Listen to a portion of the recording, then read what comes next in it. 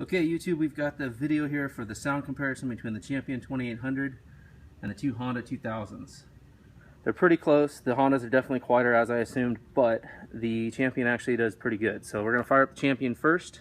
Actually, no, we'll do the Honda first since it's quieter. We got it turned on economy mode. And one pull, as you know. Okay, and now we'll do economy mode. Here, fire down into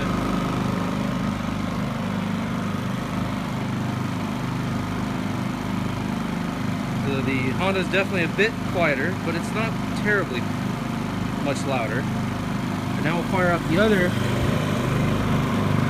for a comparison of almost near the same wattage.